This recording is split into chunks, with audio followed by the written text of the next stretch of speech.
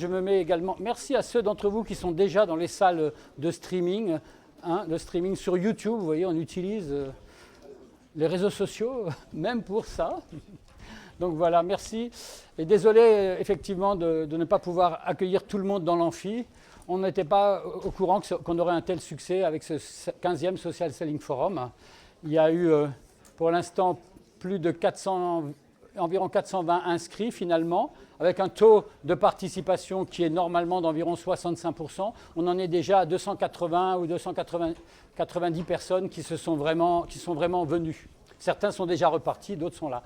Donc le taux de participation est en plus très bon.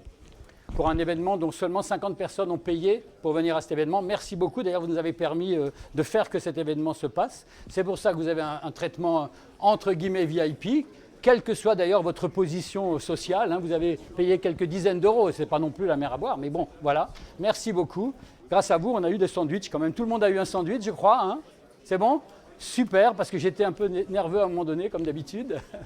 Parce que si on n'avait que 20% de no-show, ce serait un peu embêtant, vous voyez ce que je veux dire. Et encore, on n'a fait aucune relance dans les 15 derniers jours, on a arrêté quasiment les inscriptions, quoi. Voilà. Merci donc à tous d'être là. Qui n'était pas là ce matin ? Qui n'était pas là ce matin ? Levez les doigts, levez le doigt. Oh, vous êtes tellement minoritaire qu'on ne va pas parler pour vous. On ne va pas refaire le film de ce matin alors, puisque tous les autres étaient là, donc ils ont...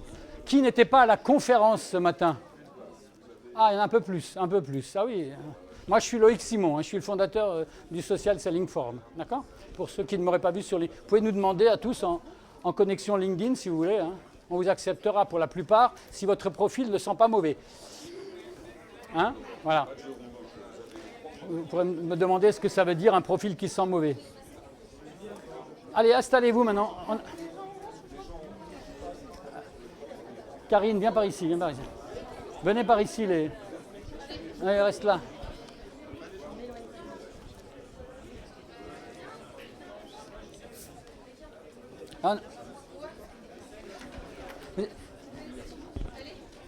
Alors, bon, installez-vous, tout le monde est installé. C'est fini, on n'accepte plus que les rouges maintenant.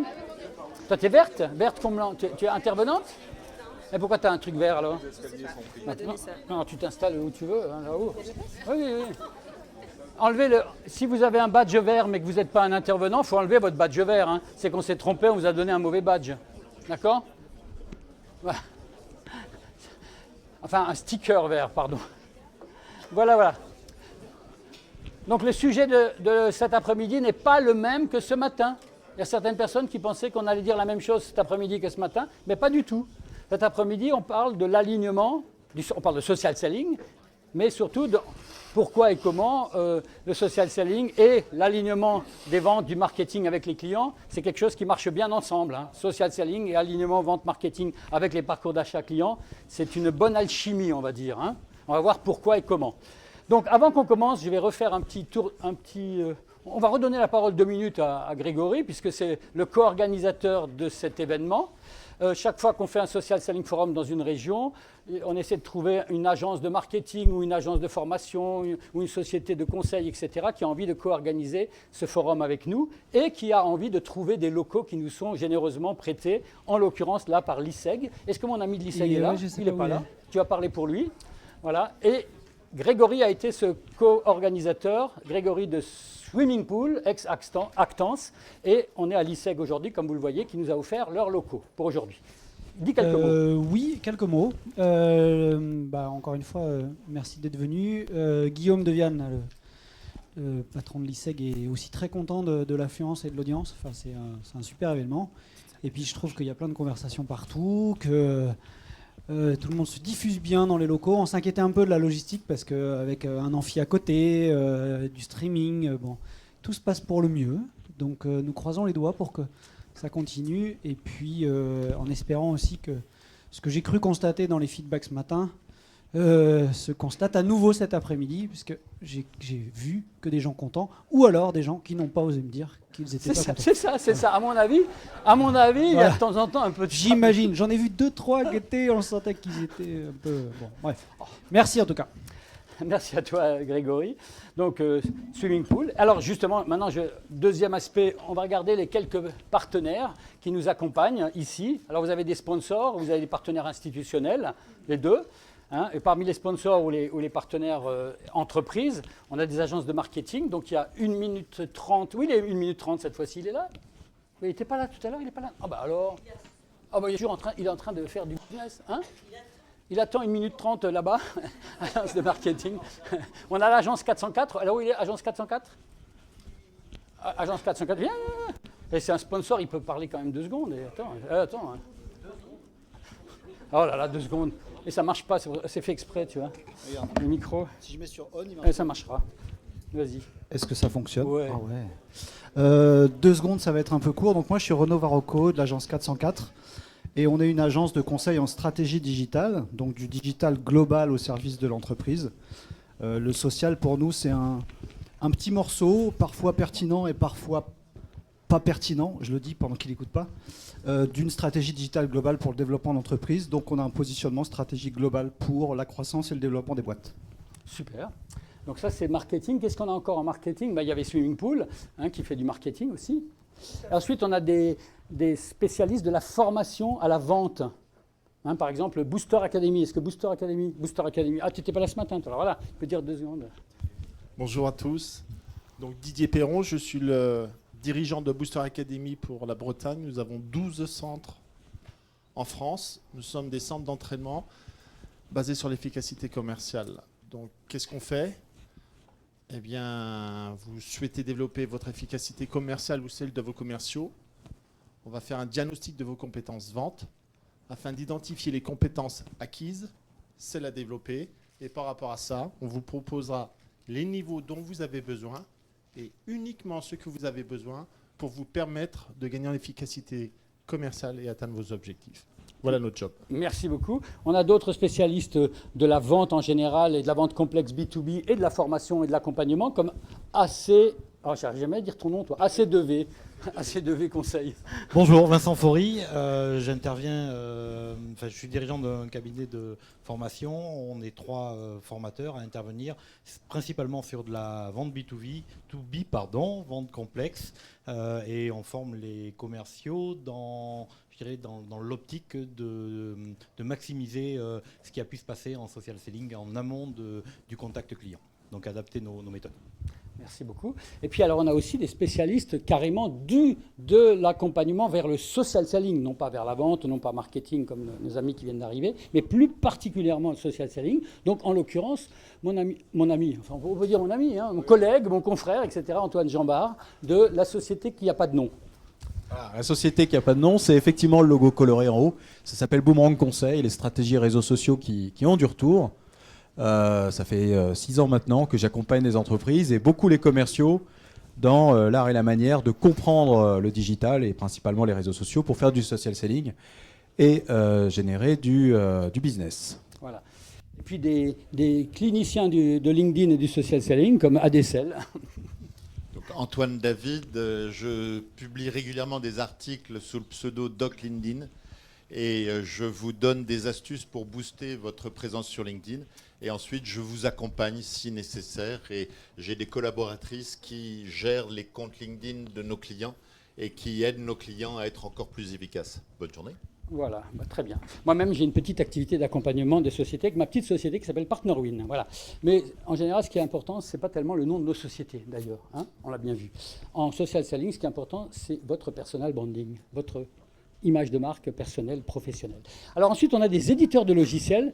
Très traditionnellement, vous avez des éditeurs de ce qu'on appelle des sales tech ou des martech, donc des logiciels qui aident à la vente et au marketing, sales tech, martech, technologie, start-up et autres. Il y en a 4 qui sont venus aujourd'hui comme partenaires de ce forum, donc je vais demander à mon ami de l'influent de venir. Il s'est déjà présenté ce matin, il se représente 2 secondes. 2 secondes, ce ne sera pas assez, je t'ai entendu tout à l'heure. Donc Thomas Salentin, j'ai créé la plateforme de création de contenu dédiée au social selling. Plateforme collaborative. Oh bah, c'était rapide là aujourd'hui Thomas, hein, donc, comme vous connaissez des plateformes d'ambassadeurs de marque, d'employés advocacy, d'amplification sociale, il y en a plein d'ailleurs qui existent, mais la sienne est bien aussi, super, la meilleure non peut-être. On continue, Bypass, tiens Bypass c'est un concurrent de 16 Navigator, si vous connaissez 16 Navigator, mais c'est un peu différent. C'est de l'intelligence commerciale, c'est un partenaire historique du forum, c'est le partenaire qui depuis 2 ans a fait pratiquement les 3/4 des forums. Pratiquement tous même. Ouais, pas tous en province. Ouais, c'est vrai. Bonjour, Jonathan Lascar donc de Bypass. L'idée de la plateforme, c'est de vous aider à prospecter. Donc c'est vraiment identifier les contacts clés, pouvoir vous aider à vous donner le meilleur chemin pour entrer en contact avec une personne et vous donner au quotidien des alertes business qui vont vous permettre de rentrer en contact de manière vraiment personnalisée avec vos prospects. Voilà. Vous êtes une start-up qui a 3-4 ans, hein, et ça se développe bien là. 5 ans maintenant. 5 ans maintenant. Oh, 5 ans, on s'est connus il y a 3 ans, donc ok. Très bien. Il y a d'autres plateformes d'ailleurs d'intelligence commerciale. C'est un des segments de solutions sales tech assez important autour du social selling. Il y a Nomination d'ailleurs, mais je n'ai pas vu Serge Papot, qui est le PDG par contre de Nomination. Il doit animer un atelier tout à l'heure avec nous, là. Et en plus, c'est notre Platinum sponsor. Merci à Nomination. On en reparlera quand il sera là. Voilà, vous verrez sur Internet. Serge Papot, il n'est pas là? Bon, tant pis. OK, alors on a l'ISEG qui nous accueille, on a l'ADTEM également. Je vous rappelle que ce soir, l'ADTEM fait ici une session sur l'intelligence artificielle dans les mêmes locaux. Donc si à 18h30, vous voulez continuer encore, vous n'êtes pas trop fatigué, vous n'avez pas eu trop chaud, vous pouvez encore vous inscrire à une soirée ADTEM. Je pense qu'il reste quelques places sur l'intelligence artificielle liée au business, hein, d'accord? Voilà, c'est des gens qui s'occupent de marketing. Les DCF Nantes, je pense qu'il n'y a personne parce qu'ils sont... Les DCF en ce moment, c'est l'Assemblée Générale. Ah ben alors, voilà, tu vois, alors, viens. Tu vois, tu es là. Alors, super, regardez. Oui, merci beaucoup. Bruno Roger, voilà, je suis membre des DCF Nantes. DCF, c'est une association nationale qui regroupe des managers de la fonction commerciale. Nous sommes à peu près 3000 en France et 80 dans l'association nantaise. Voilà. Et puis il y a Karine qui était là, qui travaille d'ailleurs aussi. Et comme les DCF, je suis une passionnée de la vente, passionnée de la chasse en meute, pour aider les entreprises à se différencier sur leur marché grâce à l'innovation technologique. Pour ce faire, je suis digital manager depuis quelques mois avec Gatien Breuil ici présent. Sur le poste de digital manager avec 2 éléments. Donc un premier pilier qui est les techniques de social selling pour optimiser la relation client d'une part, et d'autre part tout ce qui est l'optimisation des processus commerciaux, processus de relation client par l'intermédiaire des processus administratifs et du parcours client bien sûr. Eh ben, super. Bon. Alors donc ça c'est les DCF. Il reste qui comme partenaire que j'ai? Alors Serge Papot, il est arrivé entre-temps. Serge, viens 2 secondes parce que tu étais le partenaire Platinum là-haut, Nomination. Donc merci encore une fois de soutenir le Social Selling Forum toute l'année. Donc dis quelques mots. Voilà, moi je représente un peu le monde de la data dans cet univers du social selling, puisque notre métier c'est de produire et de qualifier la data et pour in fine donner aux commerciaux les bonnes clés pour ouvrir les bonnes portes. Voilà, pour qu'ils galèrent un peu moins. Super. Bon, eh bien écoutez, on a fait le tour de nos sponsors. Alors je vous rappelle qu'avec nous aujourd'hui, nous avons presque une quarantaine d'animateurs, de contributeurs aux différents débats qui se déroulent dans ce forum, notamment au travers des ateliers. Il y a eu un atelier d'1h30 ce matin, un autre atelier. Ce sont les mêmes titres, ce sont les mêmes sujets, mais les intervenants vont être un peu différents cet après-midi de ce matin pour certains. D'accord ? Sachez-le, pour ceux qui ont déjà participé à un atelier, il y en a 4 autres possibles pour vous, ainsi que des cliniques dont on reparlera à la fin de cette session. Il y a des nouveaux qui n'étaient pas là ce matin. Alors, je vais simplement demander aux nouveaux qui n'étaient pas là ce matin de venir 2 secondes. Donc toi, tu n'étais pas là, hein, Patrice, tu viens de Paris, tu n'étais pas là. Si, j'étais là, mais j'étais confiné dans une salle parce que c'était plein ici. Donc, j'en profite pour dire à ceux qui sont dans la salle, courage. Hein. Toi, tu as gardé T'as gardé ton pull en plus. J'ai gardé mon pull, oui. Oui. Et non, en fait, moi, je suis venu parce que j'aime bien Loïc et puis j'aime bien Vincent, donc j'avais envie de l'entendre une nouvelle fois. Et puis c'est tout. Voilà. Patrice, c'est le marketing émotionnel. En général, on s'embrasse sur la scène, etc. On se fait des bisous toute la journée avec Patrice. On fait des films, il fait des vidéos comme ça, on s'amuse bien. Bon. Et tu es maintenant un fidèle du Social Selling Forum, puisque tu viens jusqu'à Nantes exprès. Tu vois, c'est fantastique. Qui n'était pas là non plus, toi, tu t'es déjà présenté, tu n'étais pas là ce matin. Qui n'était pas là ce matin encore, là? Tout le monde était là? Tu n'étais pas là ce matin, voilà, alors présente-toi. Pascal Pellier, je suis conseil en développement commercial et marketing pour les PME et les solo-entrepreneurs. J'étais aussi avec notre ami coincé dans la salle, donc on vous a vu en vidéo, vous étiez tous très beaux. Et on a ravi d'être avec vous cet après-midi et soutenir aussi le Social Forum et Loïc. Non, Social Selling Forum, hein, parce qu'on vend. Ok, on y va, on est parti. Donc maintenant, je vais, sans coup faire rire, on va commencer directement par notre keynote de l'après-midi. Ah, pourquoi je prends les deux, moi? Par notre keynote de l'après-midi, c'est Vincent Caltabellota.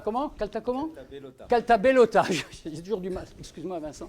Vincent Caltabellota, conférencier, auteur. Alors sachez que, tout à l'heure, on va faire un petit concours quelques minutes, et il y aura 3 lots à gagner. Serge, je te rappelle que tu offres toujours une campagne à 1 250 €, hein, campagne de marketing. Tu le sais? Tu ne savais pas, non? Voilà. Donc, deuxièmement... Moi, je vous offre une masterclass social selling.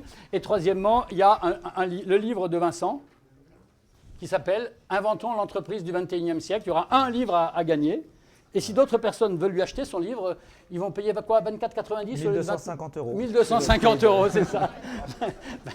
Vous pourrez également... Il y a quelques livres à vendre, d'ailleurs, cet après-midi, à dédicacer. Hein. Tu dédicaceras tout. Hein. S'ils veulent. Voilà, si vous voulez, hein, de Vincent. Voilà, c'est notre auteur du jour. Patrice, j'ai oublié de te demander d'apporter un livre, tu vois, c'est con. Ben, j'en aurais pas, voilà. Parce qu'il a aussi des livres. Il y en a d'autres qui ont des livres. Ok, Vincent, ça va être à toi. Hein. Une demi-heure sur un sujet, je me souviens plus du sujet, mais c'est très bien, on va y arriver. Non, je rigole. Ouais.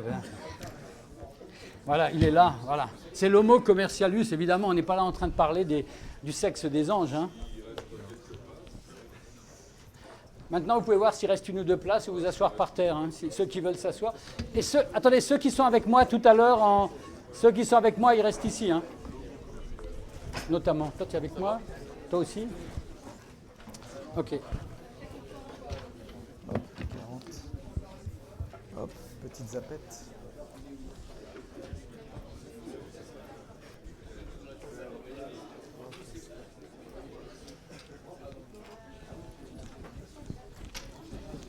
Ouais. Ah, attendez, il reste 2 chaises là. Chut, allez, on s'assied et on y va. Et c'est un conférencier professionnel. Alors écoutez, les conférenciers professionnels, il faut que ça soit... hein? Non? Si. Oui, c'est ça. Hein. T'as tout à fait. Vas-y, c'est à toi. Bon, bonjour à tous ceux que je n'ai pas eu l'occasion de saluer ce matin en atelier.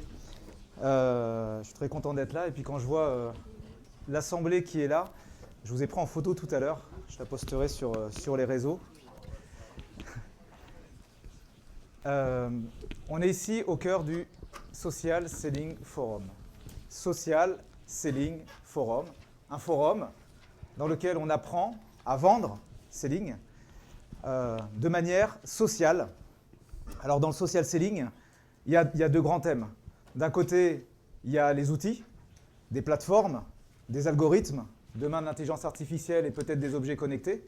Et puis de l'autre côté, des hommes, des femmes, des humains qui ont un besoin de communiquer, besoin de développer un business. Et quand on se retrouve ici le 25 janvier 2018, en fait, vous ne le savez pas, mais vous êtes tous là, et moi aussi, nous sommes tous en train de préparer la mort du commercial. Maintenant que les bases de notre réflexion sont posées et que tout le monde a envie de jouer. Non, quand je dis ça, effectivement, ça fait peur, la mort du commercial. Alors, on entendait ce matin, le commercial ne va pas mourir, c'est un titre comme ça accrocheur. J'ai envie de vous donner une autre vision des choses, parce que moi, je suis assez convaincu qu'il va, non pas mourir, mais disparaître, ce commercial. Mais pour ça, il faut savoir ce qu'est un commercial. En fait, il faut dissocier 2 choses. Il faut dissocier l'acte de vente du commercial. L'acte de vente, on en fait depuis la nuit des temps, depuis grosso modo l'apparition de l'agriculture, quand les hommes se sont sédentarisés, 8000 ans à peu près avant notre ère. On s'est sédentarisé, on avait de la production, des fois on en avait trop, on a commencé à la troquer, il y a des choses qui nous manquaient parce qu'on ne bougeait plus.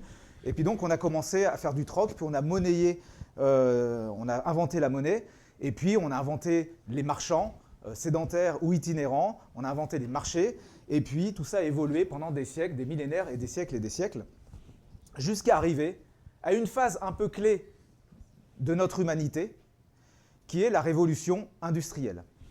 Alors qu'on va situer entre il y a 100 ans et 120 ans, 130 ans à peu près, en fonction des bases que l'on prend.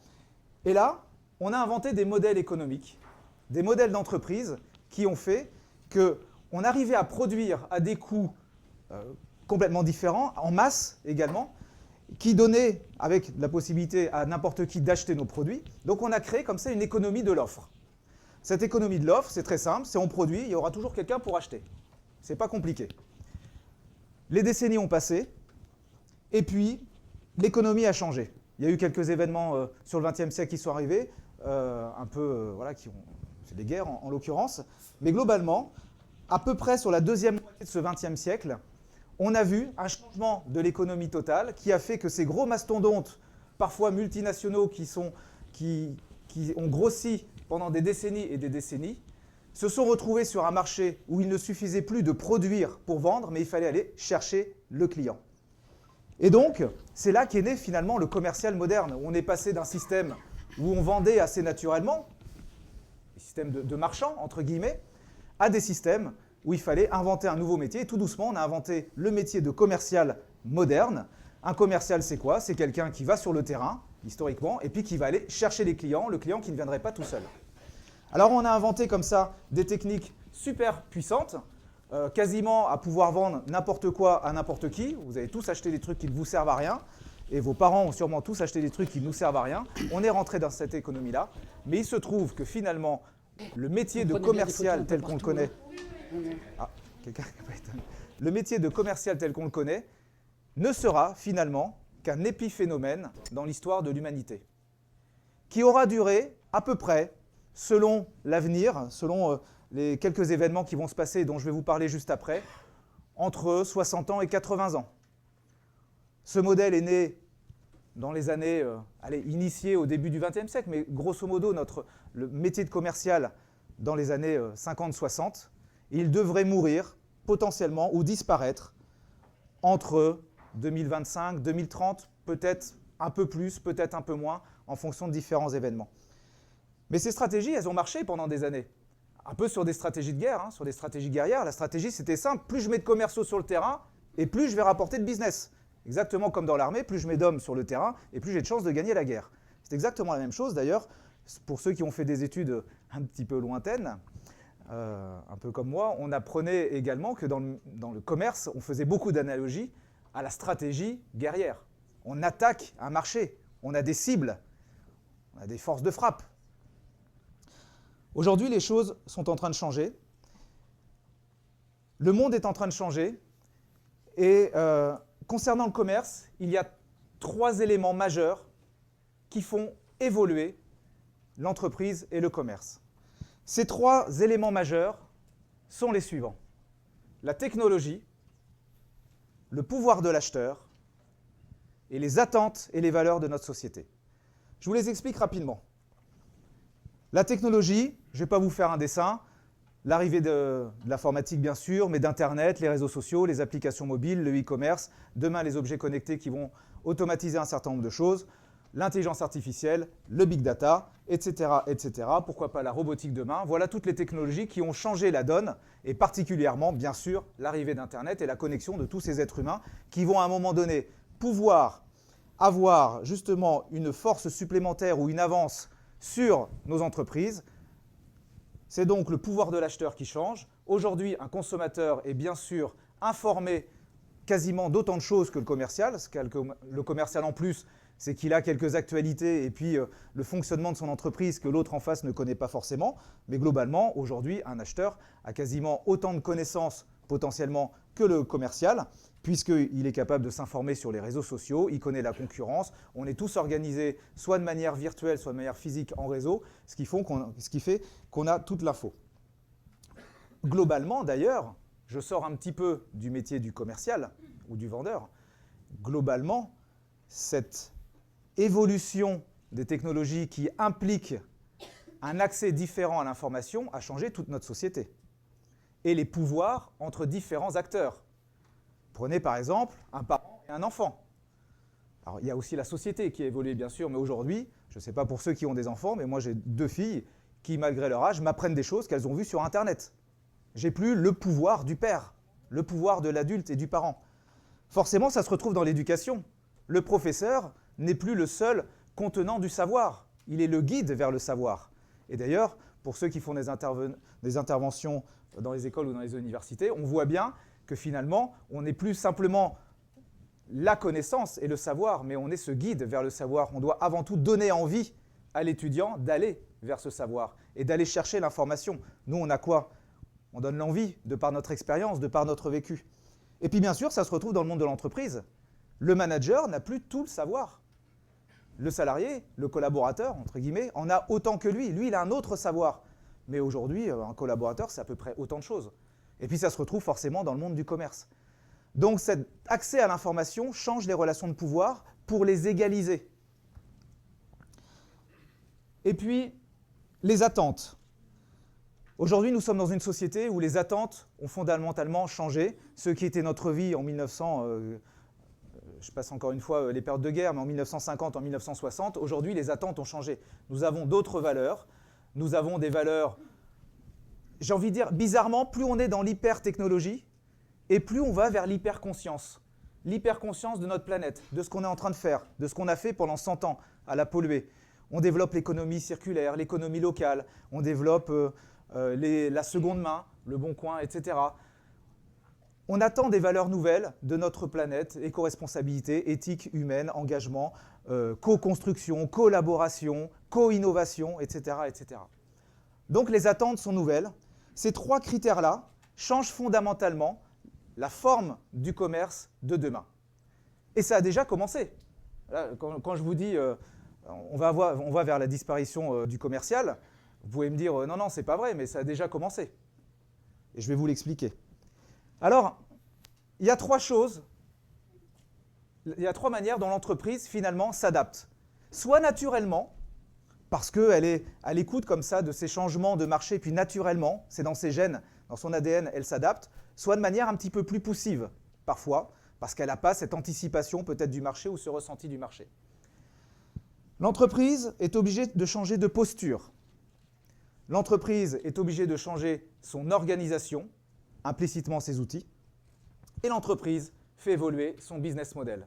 Et vous allez voir qu'à travers ces 3 points, le métier du commercial change fondamentalement jusqu'à trouver une place complètement différente de ce qu'il avait avant. Tout d'abord, la posture. J'ai eu le temps de l'expliquer tout à l'heure rapidement dans ce qu'ont fait l'atelier ce matin. Et puis ça a été redit par un certain nombre de mes confrères et j'en suis très heureux. Aujourd'hui, la meilleure technique, c'est d'arrêter de vendre. Je vous invite à tout faire sauf vendre. Vous changez de posture et vous passez à la posture suivante, donner l'envie d'acheter.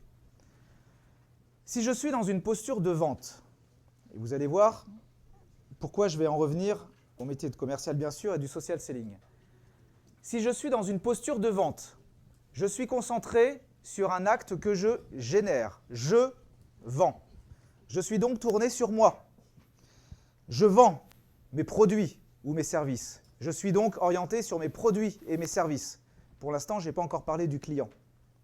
Si je veux donner envie d'acheter, donner envie d'acheter, il y a 3 mots essentiels sur le commerce moderne. La première chose, c'est que je donne. Je me retrouve dans la situation de donner quelque chose à l'autre. L'envie, qui implique une notion émotionnelle. L'émotion qui est le cœur du commerce du XXIe siècle, et d'ailleurs de nos sociétés, je vais revenir juste après. Et d'acheter, c'est l'autre qui a envie de nous acheter, c'est l'autre qui nous achète, c'est plus nous qui vendons. Voilà aujourd'hui la posture qu'il faut avoir pour avoir un commerce efficace, on va dire, et avec toutes ces valeurs dont je parlais tout à l'heure, qui sont attendues par nos concitoyens, d'éthique, etc. donner l'envie d'acheter. Ça veut dire que quand on est sur les réseaux sociaux, la première chose que j'ai à faire, c'est de donner. C'est pas vendre, c'est pas me vendre, c'est pas dire bonjour, je suis machin et je fais ça. Non, c'est bonjour, parlons, discutons, échangeons nos valeurs, vos besoins, vos enjeux, tout ce dont on parlait ce matin en atelier. Et on verra naturellement, par association de valeurs, on va naturellement se retrouver les uns les autres et il y aura naturellement un acte d'achat qui va se faire. Alors quand je dis naturellement, je caricature un petit peu parce qu'il y a d'autres choses et puis ça n'empêche pas d'avoir quelques techniques derrière. Mais c'est la première chose, c'est le changement de posture qu'il faut avoir pour arrêter de vendre et donner l'envie d'acheter. Je parlais tout à l'heure de l'émotion. Et pour ça, je vais vous montrer un petit film. Et vous allez vite comprendre la place de l'émotion dans notre société.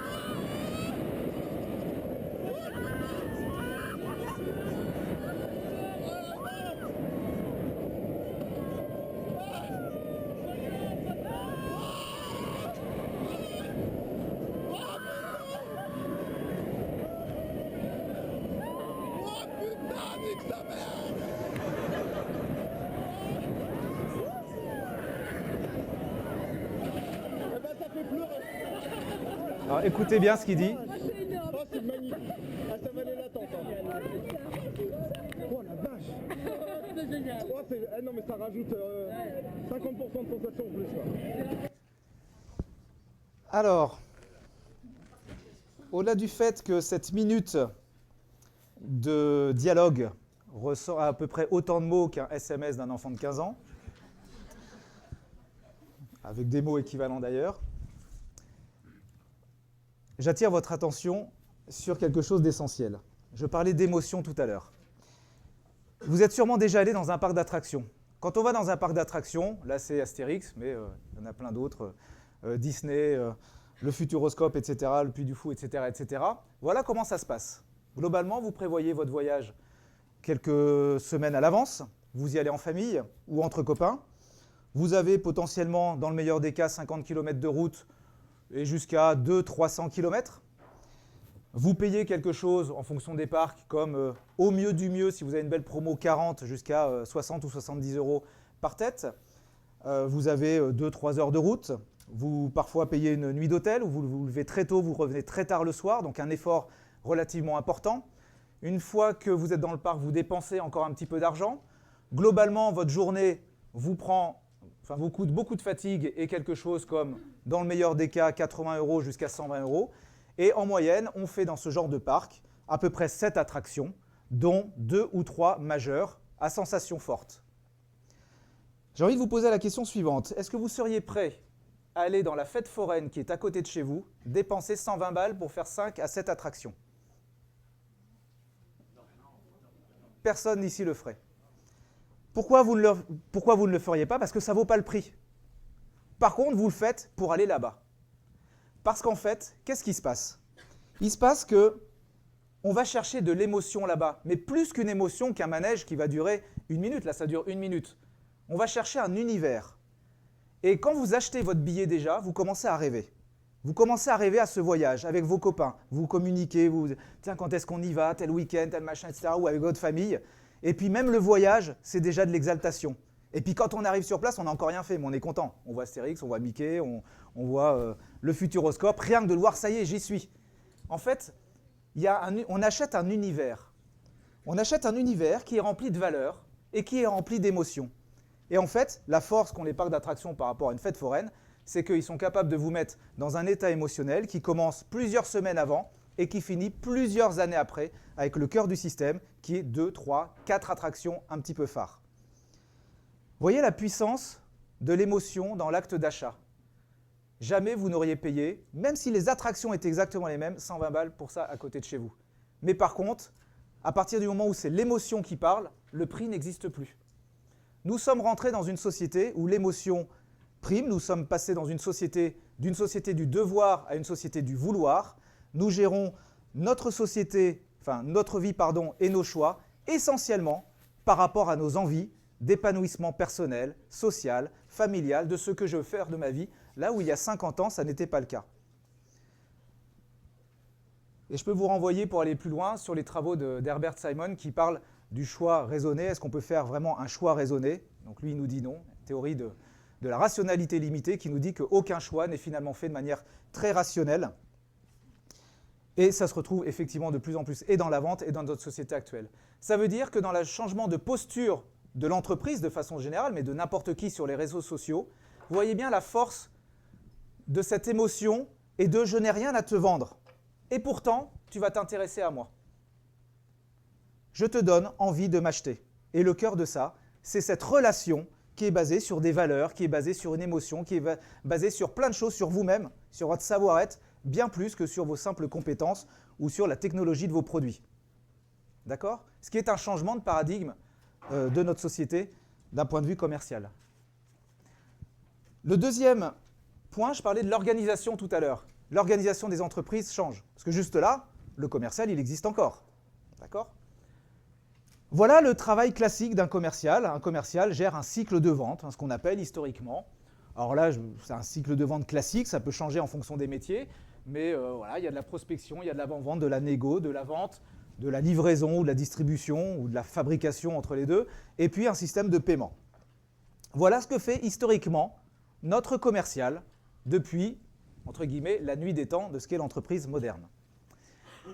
Ça se fait de manière informelle, à la base. Tout est dans la tête, papier, carte de visite, etc. Cycle de vente classique. Il y a un deuxième cycle plus intéressant. Le parcours d'achat. Le parcours d'achat, alors si vous voulez prendre des photos, attendez le troisième, parce qu'il y en a encore un troisième. Voilà, je fais attention à votre mémoire, l'empreinte carbone sur la planète, etc., vos batteries. Il y a un parcours d'achat qui est en face. Quand je disais on arrête de vendre et on donne envie d'acheter, voilà ce qu'il faut faire. Ce fameux client, avant que vous alliez le voir en prospection, il a peut-être déjà un besoin qui existe. Et vous ne le savez pas encore. Mais ce besoin, il existe. Et puis, il va rechercher des informations. Et grâce à Internet, c'est simple de rechercher des informations. Et puis là, il va enfin rentrer en contact avec vous, ou vous rentrez en contact avec vous. Ah bah tiens, ça tombe bien, Monsieur Dupont, que je vous rencontre, parce que ça tombe bien, justement, ça fait 3 mois que je pensais à acheter une maison, ou que je pensais à changer mon fournisseur, etc., etc. Et puis tout le cycle de vente se passe jusqu'à l'utilisation de notre produit ou de notre service, et puis est-ce que je suis satisfait ou pas satisfait de mon produit. Voilà le parcours d'achat, le parcours que vit le client en face. Mais il y a un troisième parcours qui est encore plus intéressant et qui est plus en phase encore avec notre société. C'est l'expérience client. Attendez encore avant de prendre vos photos. Parce que avant que le client il ait besoin de vous, ce serait peut-être bien qu'il vous connaisse. C'est exactement la même chose qui se passe que même si vous n'avez jamais acheté un hôtel en ligne, vous irez peut-être sur Booking ou Trivago. Vous connaissez, vous avez un affect avec la marque, parce qu'ils vous ont tellement matraqué de communication, ils ont tellement bien fait leur travail sur les réseaux sociaux, que vous les connaissez. Et puis comme on a ajouté un peu de technologie, maintenant quand vous avez fait la moindre recherche sur Google, je veux un avion pas cher Nantes-Londres, vous avez de la pub pendant 3 jours sur le Nantes-Londres, en train, en avion, en bateau, les soldes, les hôtels, les voitures de location, etc. Vous avez tout ce que vous voulez. Mais ça, j'y reviendrai sur les outils derrière. Le client, il fait tout son parcours d'achat, la notoriété, il rencontre le commercial, il l'utilise, il est satisfait, et puis là, il se dit « Ah, c'était quand même vachement bien, la prochaine fois, je rachète chez eux. » Et puis, il y a un affect qui se crée. Alors, il se trouve que dans notre société moderne, toutes les études montrent, les ratios sont un petit peu différents, mais ils reviennent à peu près au même, que grosso modo, la moitié de la décision d'achat se passe sur ces phases-là. Sachant que le commercial n'est pas sur la phase verte et orange. Il est que sur la bleue. Donc, Quand il arrive, quand on rencontre un vrai monsieur ou une vraie dame, on a déjà fait, grosso modo, la moitié de notre décision d'achat. Et puis, et c'est là que vous pouvez prendre les photos, l'autre point essentiel, c'est l'usage. L'usage, est-ce que je suis satisfait? Est-ce que j'en parle sur les réseaux? Qu'est-ce que je dis? Qu'est-ce que je donne? Quels sont les avis, etc. Et là, vous pouvez bien vous apercevoir que notre commercial, il n'est toujours pas là. Il est sur le bleu, le commercial. Il est sur le bleu, essentiellement. Mais comment on fait tout le reste? Ce n'est pas du commercial, c'est du marketing. C'est de la communication. Et donc, on a appris à saucissonner complètement nos entreprises. Ce qui était, moi, quand j'ai commencé à travailler il y a à peu près... ah oui, quand même. Il y a 23 ans, à peu près. Si, 23 ans. C'est ça, en 96. 22 ans, 3 ans. Du coup, je ne sais plus ce que je voulais dire. Ah oui, voilà, on disait que le marketing était un centre de coûts. Et moi, on me disait, le jour où il faut virer des gens dans la boîte, on vire les marketeurs et les communicants avant. Aujourd'hui, on ne vire plus les marketeurs. C'est devenu des centres de profit, avec des KPI, avec des ROI, parce que ces fameux marketeurs, ils travaillent la notoriété, parce qu'ils travaillent la relation avec le besoin et avec les enjeux, parce qu'ils travaillent l'accès à l'information facile. Et quand le commercial arrive, qu'est-ce qu'il fait le commercial? C'est quoi son rôle? Parce qu'il est là quand même, cet être humain, mais qu'on n'appellera peut-être plus commercial demain. C'est un réassureur, c'est un donneur de confiance. Moi, si je vois un commercial, je n'ai pas besoin qu'il m'explique les fiches produits. Il y a même des vidéos sur YouTube qui expliquent tous les services. Alors, en B2B, c'est un petit peu différent, mais si la boîte fait bien son boulot, il y a déjà des vidéos en ligne. Il y a tout un tas de choses qui se passent. Donc, si j'ai besoin de voir un être humain à un moment donné, c'est parce que j'ai besoin d'avoir juste cette réassurance, ce contact qui me fait dire tout ce que j'ai vu et le début de décision que j'ai commencé à prendre, en fait, je ne me suis pas planté. Le gars, là, il est en train de me dire ce que j'ai envie d'entendre ou ce que j'avais compris de moi-même. Et puis peut-être que je me suis planté, et là, je vais comprendre que je me suis planté. L'être humain, dans l'acte de vente, devient un genre de réassureur, un donneur de confiance. Mais plus forcément un commercial qui sait gérer tout ça. Parce que finalement, là, j'ai été gentil avec lui, mais livraison, paiement, il n'est plus beaucoup là. Prospection de moins en moins, le marketing lui apporte déjà des leads ou tout un tas de solutions. Il joue son réseau, il discute, et puis il a effectivement l'acte de négociation.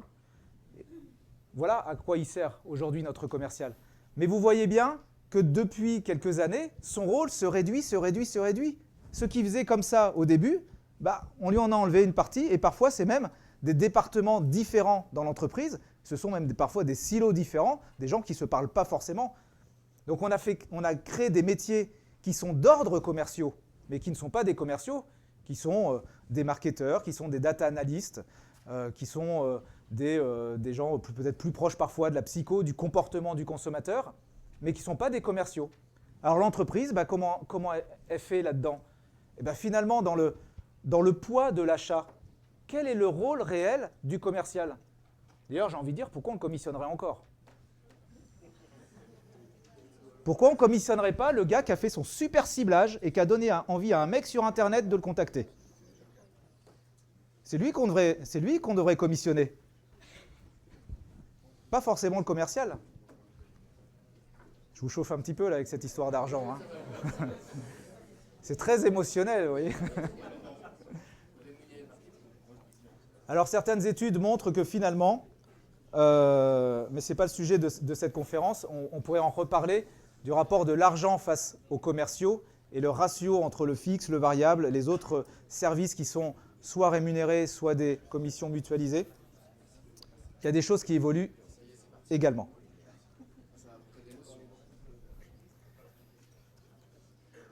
Ok, ça va encore? Donc, il ne meurt pas forcément, on ne va pas tuer des gens. Mais par contre, c'est un métier qui évolue fondamentalement, qui a déjà commencé à évoluer. Et ce que je veux vous dire, ce que je voulais vous dire, c'est que l'entreprise n'est plus aujourd'hui drivée par une batterie de commerciaux, mais l'entreprise s'organise pour être commerciale et plus flexible face à ses clients. Être sur ces phases-là, à l'écoute du marché, être en co-construction, faire participer les clients, être en adaptation face aux besoins des clients. J'ai vu l'année dernière au sommet du digital, on a eu Ubisoft qui est venu nous montrer comment ils développaient les jeux. Alors je ne vais pas dire en temps réel, mais ils utilisent les expériences d'utilisateurs en ligne pour continuer à développer le jeu alors que les gens sont en train de jouer. Alors, pas en temps réel, mais ils sont déjà en train de préparer la suite, ils s'adaptent en fonction de l'expérience utilisateur. Alors qu'avant, on concevait un jeu, on le mettait sur CD-ROM ou au pire en téléchargement, puis voilà, il était commercialisé, on n'y touchait plus. Donc vous voyez comment l'entreprise s'adapte. L'entreprise restera toujours commerciale, bien sûr, mais l'entreprise change, le métier de commercial change, bien sûr, elle se structure complètement différemment. OK? Alors, il y a autre chose. Maintenant, ce sont les business models dont je parlais tout à l'heure. Je vais vous montrer une vidéo. Ça va bien partir. Alors là, c'était au CES de Las Vegas il y a 10 jours, sur le stand Samsung. Donc, on a notre démonstrateur qui regarde une série télé puis qui est aidé à son téléphone. Mais qui est cette actrice? L'actrice apparaît avec son nom. Qui sont ces 3 actrices? Et hop, il voit les 3 actrices. C'est intéressant. Mais après, il voit un gars, puis il dit, tiens, ça m'intéresse de savoir, tiens, c'est quoi son foulard? Et puis le gars derrière, alors là, j'ai pris un petit peu d'avance, il y a un gars qui passe, vous allez voir. Voilà, le gars. Qu'est-ce qu'il porte? Et là, on voit une photo du gars. J'aimerais acheter son pantalon.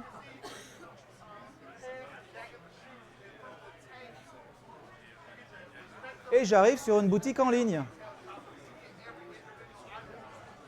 Et je choisis la couleur, la taille, et je l'achète. Voilà comment en 30 secondes, je suis en train de vous montrer ce que peut être le commerce dans à peu près une dizaine d'années. C'est un prototype. Mais j'ai envie de vous... Je vois que ça vous stimule le cerveau, c'est très très bien. Mais ouais, faites des rapports avec votre boîte, avec votre métier. Comment ça se passe? Qu'est-ce qui est en train de se passer dans cet exemple? Bien sûr, ce n'est pas là, en 2018, qu'on va développer ça, même si la solution existe. Quand on découpe le process, qu'est-ce qui se passe? Il y a un producteur de série qui a créé un nouveau métier qui référence l'ensemble des éléments de son film, comme des tags sur Internet. Voilà telle actrice, voilà telle fringue, voilà tel chapeau, voilà telle œuvre d'art, etc., etc. On référence. Derrière, on passe par un device, une télévision, un téléphone portable, avec un service de reconnaissance vocale, avec un service potentiellement de reconnaissance d'image, avec derrière un référenceur, avec une boutique en ligne. Des métiers qui sont en train de fusionner pour créer un système commercial qui fait qu'à la fin, on va acheter un produit sans jamais voir un être humain, sans jamais que quelqu'un nous ait dit « Vas-y, achète !» Je regarde une série, j'ai envie d'acheter, j'ai envie de me renseigner. Forcément, le système derrière va faire en sorte que je vais pouvoir acheter facilement. On va consommer, bien sûr. Mais vous voyez, ce sont des nouveaux métiers qui apparaissent, où le commercial n'apparaît pas du tout. Ce qui est intéressant là-dedans, c'est qu'on rentre dans une économie de plateforme, comme l'a écrit dans son livre Gilles Babinet, l'économie des plateformes, je crois que c'est le titre à peu près exact, où l'entreprise se déstructure complètement pour aller utiliser des services à gauche à droite qui fait qu'à la fin, on va offrir un service. Derrière, et ça on l'a beaucoup vu à Las Vegas, l'évolution des modèles prédictifs. J'ai m'arrêter 2 minutes. Un modèle prédictif, c'est quoi? C'est un système qui répond au Graal du chef d'entreprise, sa quête suprême. Savoir ce qu'il va vendre, à qui il va le vendre, quand il va le vendre, combien il va le vendre, peut-être même pourquoi il va le vendre. Imaginez, tous ceux qui ont fait des plans commerciaux, des business plans, des chefs d'entreprise, si vous saviez exactement ce que vous allez vendre, à qui vous allez vendre, quand vous allez vendre et combien vous allez le vendre. Est-ce que vous avez besoin d'un commercial? Pas forcément. Vous avez besoin de quelqu'un qui, peut-être, soit un outil qui va générer l'acte d'achat au bon moment, soit juste une personne qui va le déclencher. Mais ce n'est plus un travail commercial tel qu'on le faisait il y a encore quelques années et tel qu'on le fait aujourd'hui. Les modèles prédictifs sont l'avenir de notre économie, de nos systèmes économiques. Ça, c'est un genre de système prédictif parce que derrière, je mets des probabilités d'achat. Donc, je saurai que si je référence mon jean, etc., par rapport à la visibilité de la série, de l'actrice, de machin, etc., je peux potentiellement vendre tant parce que les autres fois, j'en ai vendu tant, etc., etc. Donc ça me simplifie tout. On est en train de développer les modèles prédictifs. C'est l'heure? J'arrive? Oui, c'est pour ça. Ouais, ben voilà, je vois ça, j'ai encore pour 2 minutes. Nous sommes en train de développer des modèles prédictifs qui font que potentiellement, le métier de commercialisation d'une entreprise n'est plus basé sur un être humain qui va faire toute la chaîne, mais sur une organisation hyper flexible et en temps réel qui va nous amener à un acte d'achat à un moment donné, sans forcément présence humaine. Alors quand est-ce que ça va se passer? Ça a déjà commencé, on est dedans. Vous voyez, je ne suis pas allé au-delà de 2035. Je suis super optimiste. J'ai laissé un petit peu de temps à certains pour se réorienter.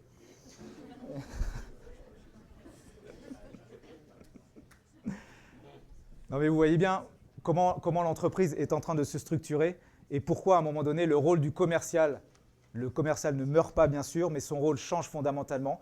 C'est même la finalité même de l'entreprise qui est en train de changer, de par ses valeurs, de par la manière dont on va vivre l'entreprise, de par la vie, de par la pression du chef d'entreprise et comment il répartit grâce à des systèmes prédictifs basés sur des objets connectés, basés sur des intelligences artificielles, peut-être derrière du big data, de la data, des data analysis, etc., etc. Voilà comment l'entreprise va évoluer et le rôle du commercial va également évoluer. Juste une petite chose pour finir, et ce sera ma conclusion, parce qu'on est quand même dans le forum, Social Selling Forum. Et je l'ai dit tout à l'heure dans l'atelier, mais il y a une petite pirouette sémantique que j'aime bien, c'est que vous avez vu qu'on ne vend plus, mais on donne envie d'acheter. Et la première chose que l'on fait quand on veut donner envie d'acheter, c'est d'être dans une relation de partage avec l'autre. Et donc, la clé que moi je me donne sur le social selling, c'est qu'en fait, je n'appelle plus ça du social selling, j'appelle ça du social sharing. Et à partir du moment où on est dans le partage, on va créer des systèmes qui vont naturellement amener l'autre à nous acheter plutôt qu'à notre confrère. Merci. Merci Vincent, on l'applaudit bien fort.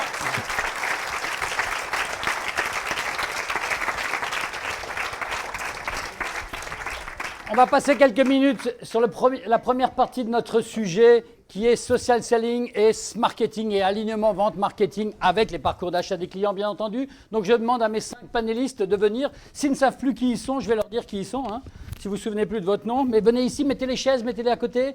Grégory, allons-y, on avance.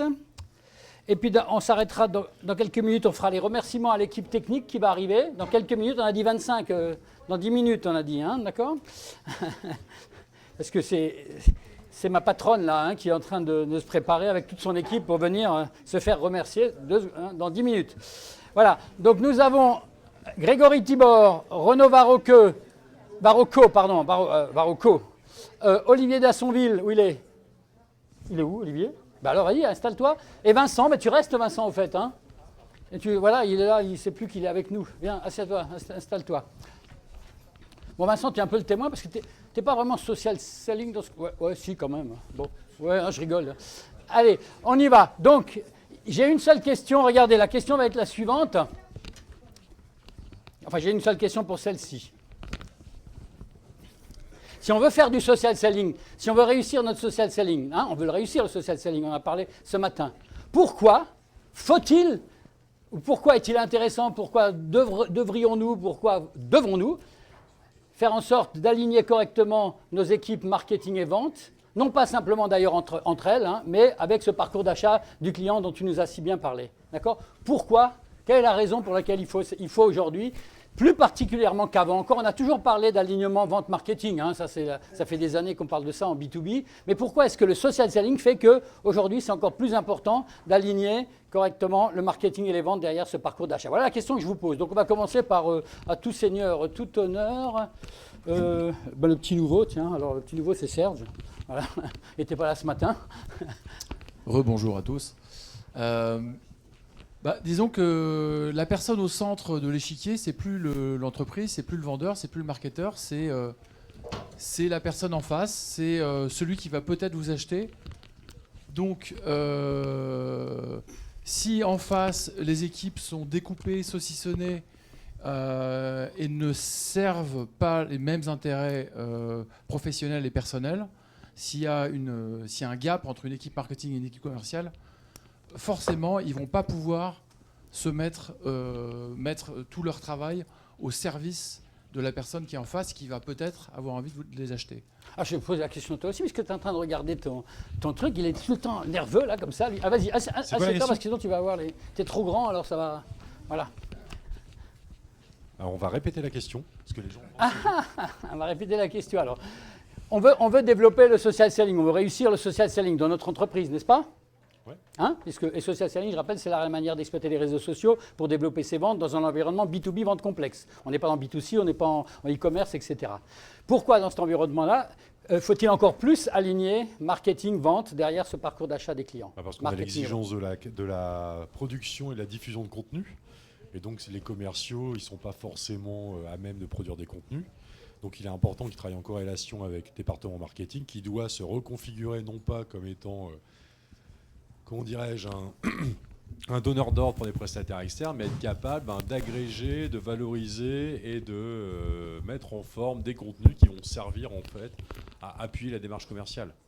Parce que la diffusion de contenu, ça permet de concrétiser l'expertise réelle de la boîte, enfin de l'entreprise, et donc de faciliter la prise de contact. Parce qu'on a besoin quand même de légitimer d'une manière ou d'une autre, et pour moi ça passe par du contenu organique, de légitimer l'expertise de la société qui va permettre en fait de rassurer le prospect qui peut donc le conduire à engager une discussion à teneur beaucoup plus commerciale avec un interlocuteur comme le chargé de commercialisation qui va utiliser le social selling pour cette démarche.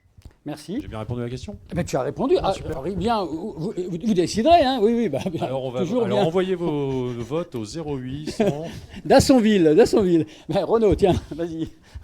Merci. Celle-là marche mieux, non? Celui-là est mieux? Ouais, je sais pas. Si j'ai la même voix, ça va à peu près. Alors moi, je vous cache pas que la notion de social selling m'était un peu floue avant de venir ici, donc je suis très content d'être là. J'ai écouté tout le monde, je vous ai écouté vous aussi. Et j'ai l'impression que si on a des avis qui divergent sur certains de ces aspects, de ces alignements, j'ai l'impression qu'il y a 2 points sur lesquels on est d'accord. C'est que la démarche de vente, elle se termine par une poignée de main à un moment ou à un autre, même si il y en aura peut-être plus demain, mais il nous reste un petit peu de temps. Ça se termine par une poignée de main entre un commercial et son acheteur, et pour moi, il n'y a pas plus social et plus selling que ça. Mais la ligne de départ, c'est un gars tout seul devant son écran, si j'ai bien compris. Pas forcément devant son écran en plus.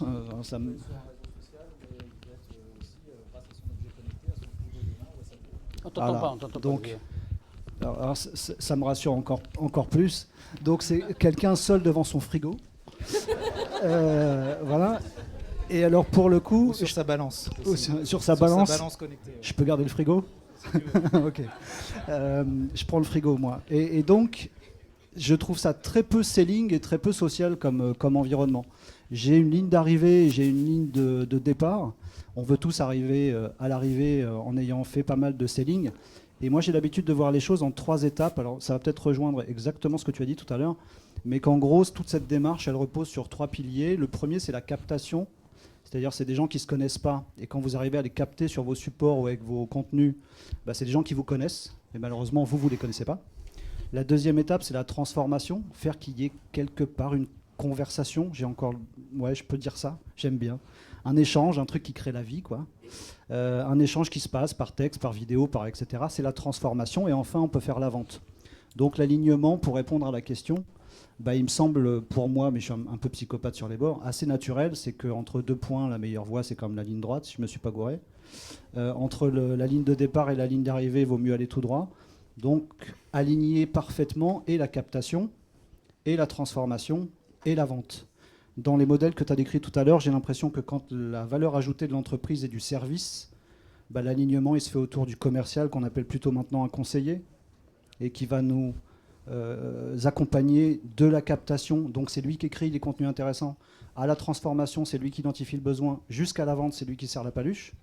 Et puis, il y a peut-être un autre modèle que je kiffe un petit peu moins, qui est celui de dire que le commercial, quand la valeur ajoutée de la boîte et du produit, il n'est peut-être pas hyper utile, ou si utile que ça, ni dans la captation, ni dans la transformation, ni dans la vente. Dans tous les cas, c'est aligné, parfois avec une personne, un humain, et parfois pas, avec son frigo. Merci. Alors, merci. Difficile après lui, là, tu vois. Hein.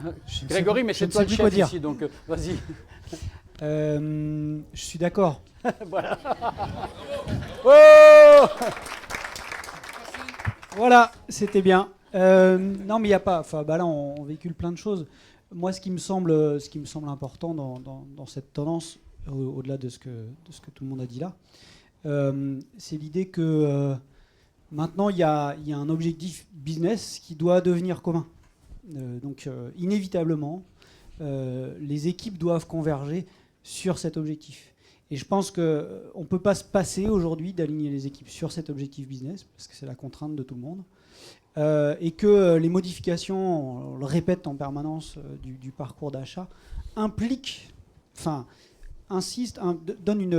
un caractère impératif à cette transformation du marketing et de la vente.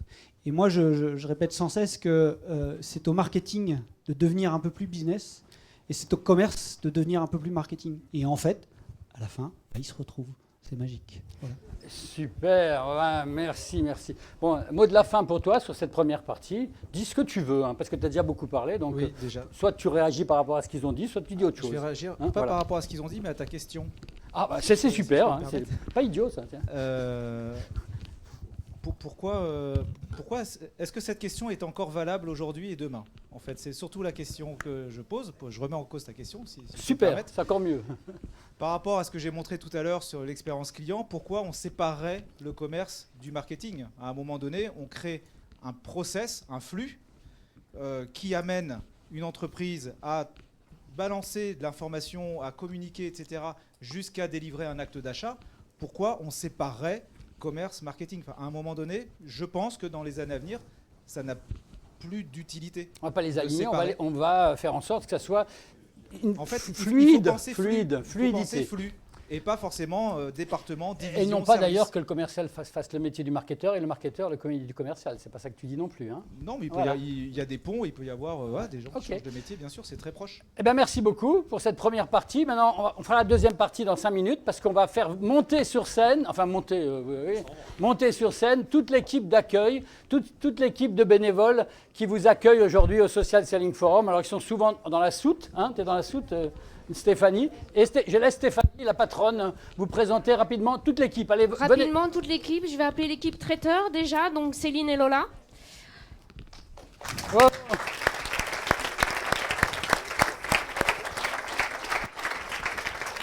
Je souligne après que les participants, toute l'équipe est bénévole. Donc en tant qu'étudiant, j'appelle Brad, Lily,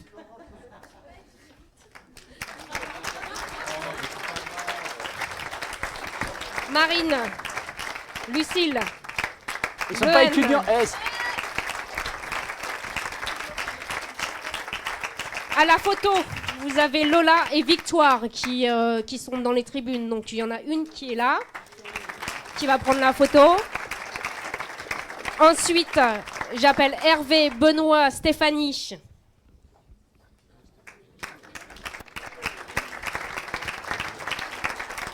Et il m'en manque donc 2. C'est Mazarine et Bleuen, pardon. Voilà. Elles, des étudiantes. Donc, qui sont aussi étudiantes. Oui. Donc, simplement pour vous dire que l'équipe a été constituée simplement hier, voire même ce matin. Donc, ce sont des bénévoles qui sont mis au service du Social Selling Forum. Il y a également, je dirais, des fidèles que Loïc draine aussi avec lui, qui sont Stéphanie, Hervé et Benoît. Et toi-même. Et moi-même. Stéphanie Berthoud. Voilà. Merci Stéphanie.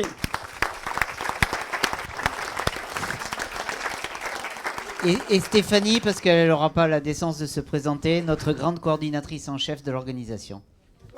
Voilà. Alors je sais que là vous avez un peu chaud et vous vous dites finalement les salles de désemplissage de l'autre côté sont pas si mal que ça. Il faut savoir une chose, c'est que là vous allez continuer donc le programme sur la séance plénière. Au niveau de vos affaires, ceux qui ont perdu quelque chose, il y en aura. C'est le point, c'est l'accueil. Voilà, donc revenez toujours à l'accueil, même si effectivement dans la minute on ne trouve pas forcément de solution, des personnes pourront ramener vos effets personnels. Essayez de ne pas les oublier, mais de toute façon, quoi qu'il arrive, revenez toujours à l'accueil, demandez si vous avez besoin. Et je confirme, rien ne se perd puisqu'un téléphone portable de haute valeur avait été retrouvé à midi et son heureux propriétaire l'a récupéré. Merci. Bon, je vais vous présenter une étudiante spéciale, c'est Lucille. En fait, elle est étudiante, mais elle travaille pour ce swimming pool. Hein. Elle a beaucoup œuvré à la préparation de ce forum. Merci beaucoup, Lucille.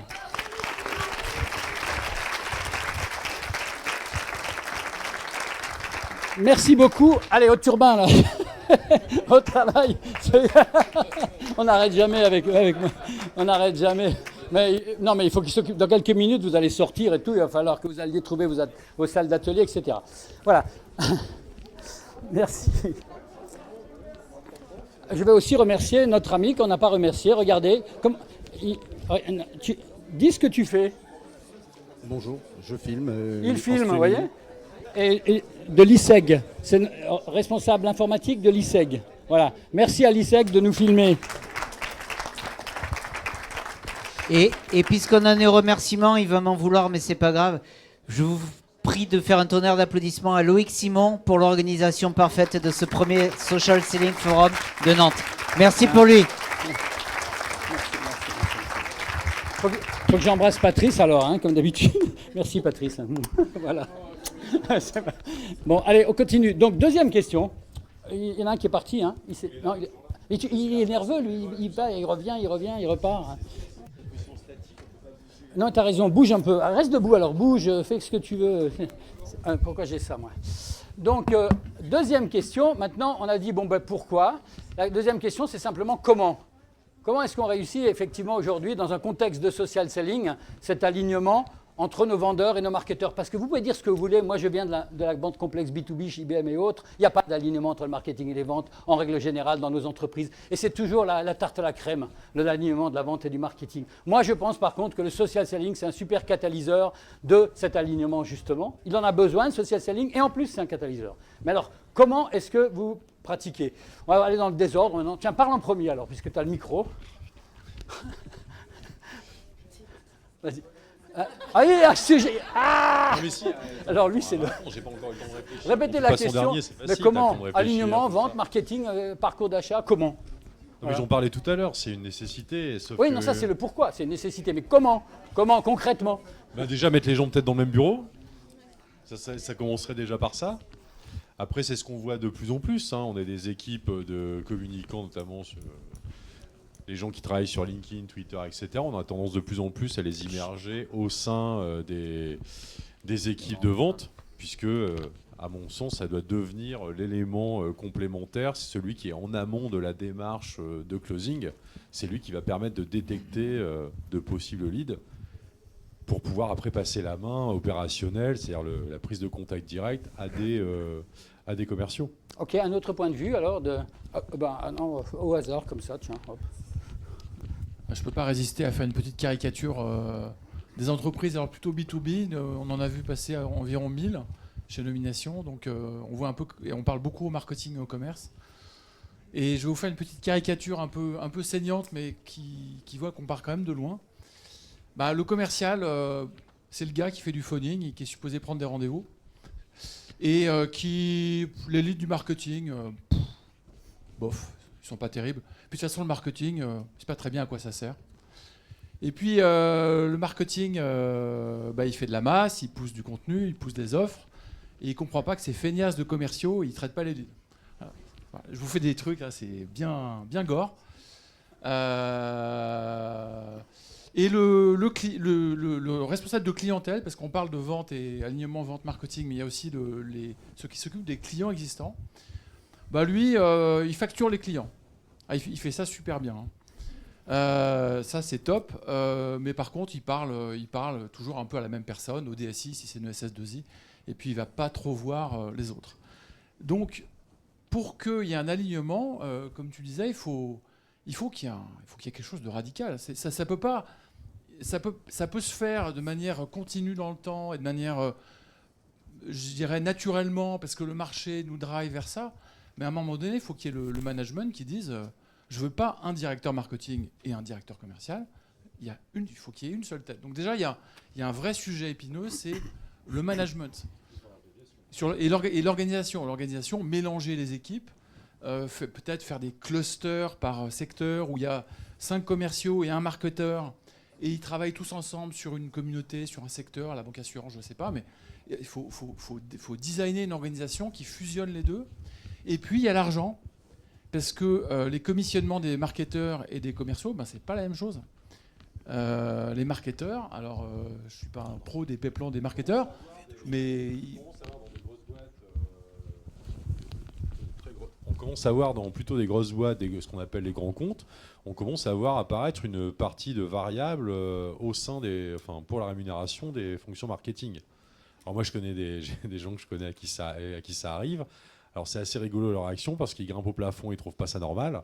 Par contre, c'est les premiers à râler sur la non-atteinte des objectifs par les commerciaux ou sur le montant des primes obtenues. Et je suis désolé, le boulot du marketing et le boulot de la direction des ventes, finalement, a le même objectif. Hein. En fait, donc si on ne réalise pas de vente, on ne peut pas payer les marketeurs non plus. Hein.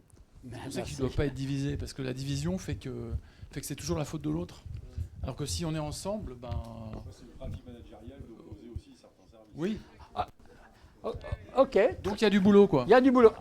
Renaud. Qu'est-ce que vous voulez que je dise après ça, moi? Tu nous régales. Non, juste en vous écoutant, j'avais l'idée de... Vous savez, il y a un nouveau métier à la mode qui s'appelle les slashers. Vous avez déjà entendu parler de ce truc-là?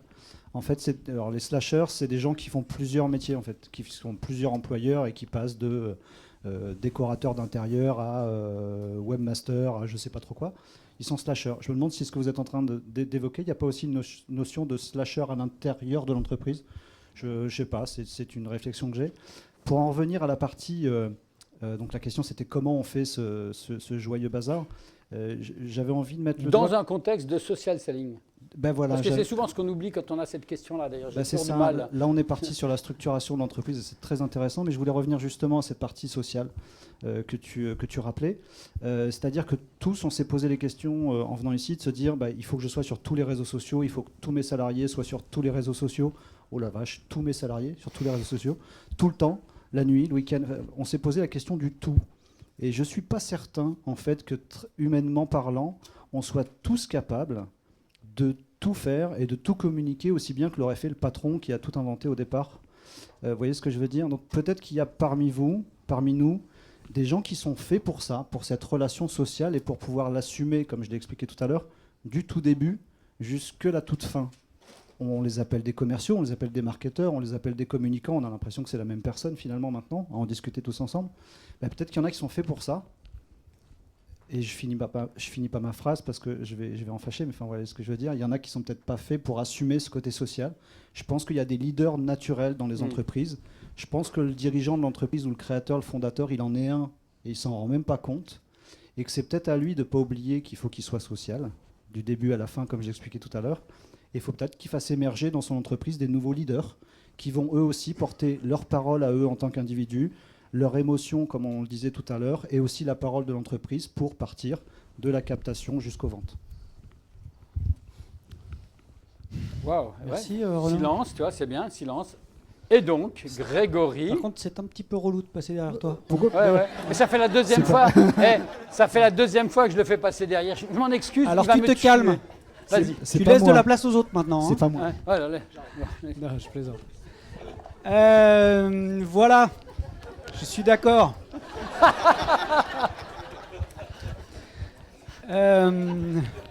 C'est hyper chiant. Hein.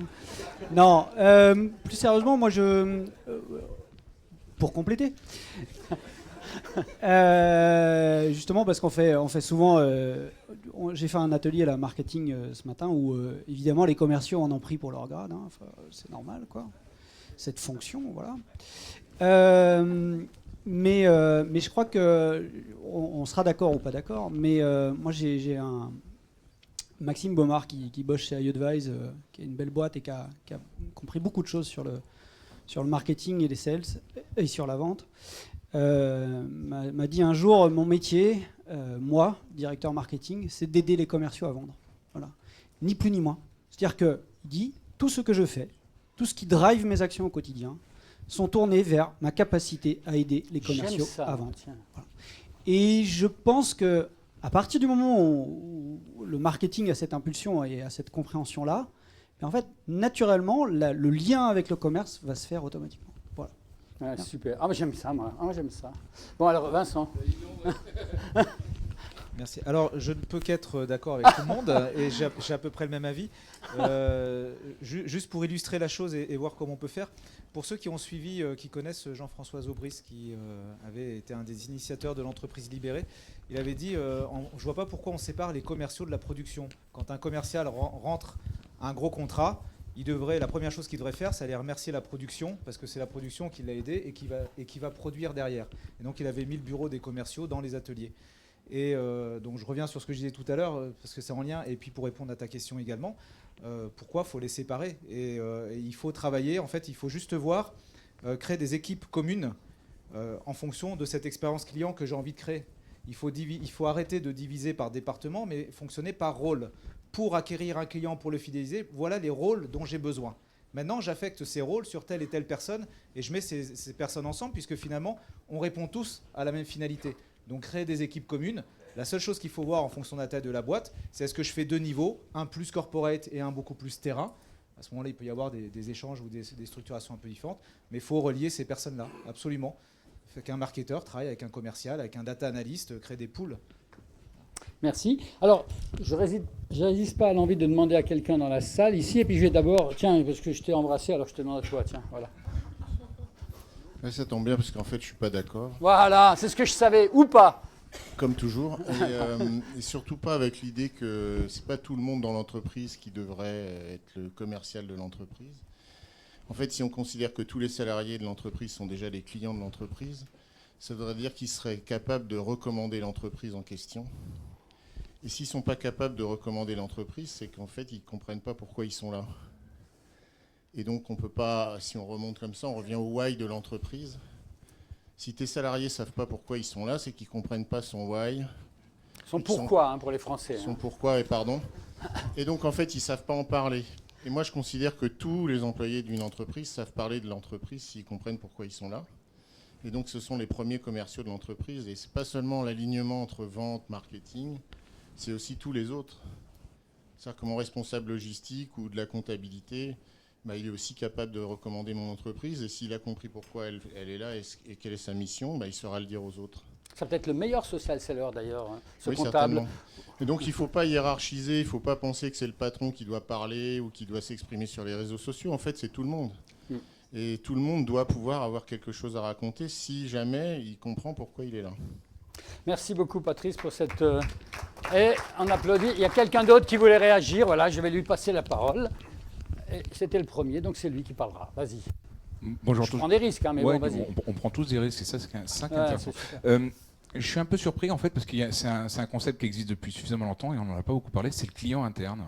On est tous le client interne de nos collègues à un moment ou à un autre, que ce soit le marketing commercial, dans un sens puis dans l'autre. On est le client interne de l'autre.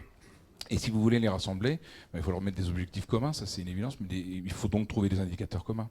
Je fais l'allégorie, on a fait l'allégorie de l'armée, on va faire l'allégorie du sport, du sport co, quel qu'il soit, que ce soit foot, rugby, basket, water polo, curling, ce que vous voulez. On a aujourd'hui des interactions entre des joueurs qui ont un but commun. Des joueurs, des joueuses, évidemment. Donc pourquoi on ne primerait pas la passe décisive ? Comme on fait des stats de passes décisives dans le basket, de rebonds, d'interceptions, etc., on peut très bien primer autre chose que simplement le résultat de la vente. Final. Merci beaucoup pour cette réflexion. Bon, merci. Alors, si l'un d'entre vous veut dire un dernier mot pour réagir à l'un de quelqu'un d'autre, oui, non ? Ah, toi, tu as beaucoup parlé, toi, déjà, aujourd'hui, alors encore. Mais comme tu es la seule femme, on peut y aller. Hein. Globalement, on est... Alette, elle est là, Alette, je ne l'ai pas vue, Alette Guéguen. Elle aurait dû être là. Elle aurait dû être là. Globalement, on est dans un monde digital et réellement, pour mettre d'accord tout le monde, dans tous les cas, je le partage, on a, le digital est finalement ce qui rapproche tout le monde dans l'entreprise et ce qui rapproche l'acheteur avec son vendeur. Nous avons, dans l'entreprise de services du numérique dans laquelle je suis, créé un poste de digital manager qui est en charge de la relation client et qui manage en fait la totalité des fonctions en vue de la relation client, c'est-à-dire la communication, le marketing, la vente, l'administration des ventes, en relation évidemment avec la production, parce que c'est effectivement extrêmement important, pour un seul objectif, c'est l'achat client qui deviennent des ambassadeurs de l'entreprise. Qui satisfassent les clients aussi. Et qui aiment leurs clients. Hein. En concret, ça veut dire quoi? Ça veut dire utiliser bien sûr les techniques de social selling pour se faire reconnaître et développer sa notoriété, etc. Mais c'est aussi digitaliser l'ensemble des processus informatiques, des processus administratifs en relation avec le client. Et ça fait partie du poste. Donc voilà un exemple. Un exemple de comment. De comment. Concret. Merci beaucoup. Eh bien, écoutez, merci, messieurs, je vous remercie. Vous pouvez rester assis encore quelques minutes. On a pour un petit quart d'heure pour terminer cette session. D'accord? Peut-être que vous aurez encore à réagir. Simplement, moi, je voulais vous donner un élément qui est ma propre réflexion sur le sujet de façon assez concrète. Quand on devient un bon social seller en tant que commercial, prenons l'exemple du commercial qui devient un bon social seller. Il a tout compris sur le profil, le process, la patience, la routine, etc. Ce que vous avez vu ce matin peut-être dans cet atelier ici, hein, d'accord?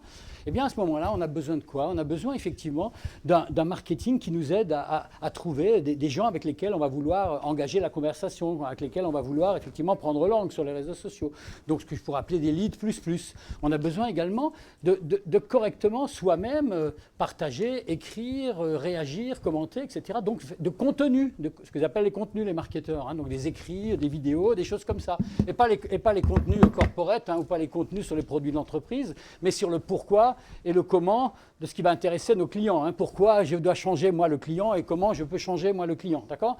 Et donc le marketing est souvent assez bien placé pour nous aider normalement, nous les commerciaux, à trouver ou à nous-mêmes nous exprimer d'ailleurs de la bonne façon. Ils peuvent nous expliquer également comment on écrit ou comment on se prend en vidéo, etc. Hein. Donc ils peuvent nous aider. Et puis on a aussi besoin qu'il y ait des temps forts. Vous voyez, par exemple, ça c'est un temps fort. Ce qu'on fait aujourd'hui, le Social Selling Forum, c'est un temps fort. De plus en plus, on a besoin de temps forts physiques, en chair et en os, plus on est digitaux. C'est assez bizarre. Hein. Plus on est digitaux et plus l'émotion, elle vient ensuite dans les temps forts. Bon, de l'autre côté, les marketeurs, eux, ils rêvent d'avoir quoi? Des ambassadeurs de la marque. Ils rêvent que tous les commerciaux et que tous les collaborateurs, tout le monde, deviennent des ambassadeurs de la marque. Hein. Imaginez. Et donc, ça, si les commerciaux sont devenus de bons social sellers, ils vont avoir donc développé leur réseau, ils sauront comment s'exprimer, ils sauront comment interagir, ils sauront comment se mettre eux-mêmes en avant, non pas en avant, mais se faire acheter par les clients, se faire prendre pour des bonnes ressources pour le client dans son parcours d'achat. Et donc, ils vont naturellement devenir des ambassadeurs de la marque. D'accord? Ce qu'il ne faut pas, c'est avoir l'objectif d'en faire des ambassadeurs de la marque. Il faut que ça soit une conséquence du social selling. Et donc, il y a un bon alignement ici. Ce que veulent également les marketeurs, c'est bien comprendre les problèmes des clients, bien comprendre ce sur quoi il faut développer justement ces contenus et tout ça. Avoir des révélations sur ce qui est important pour les prospects, pour les clients. Et le commercial, il est au quotidien avec les clients, surtout s'il est social seller. Je vais vous dire que tous les jours, on voit les problèmes des clients quand on est un social seller. Et donc, on peut remonter ça au marketing qui va donc créer les bons contenus. Donc ça plaît au marketing normalement. Hein. Et troisième chose, le marketing, il veut de l'engagement. Vous voyez, j'imagine les sociétés qui ont leur compte LinkedIn ou leur compte Facebook ou Twitter, sur lesquels ils poussent du contenu corporate sans aucun engagement, sans aucune commentaire des clients, enfin aucun débat autour des contenus qui poussent. On s'en fiche des contenus corporate, etc. À partir du moment où vous avez des commerciaux ou d'autres collaborateurs qui sont devenus des social sellers, naturellement, comme ils ont besoin de bons contenus et que vous avez changé la manière de faire vos contenus, ils vont créer de l'engagement vers vos cibles.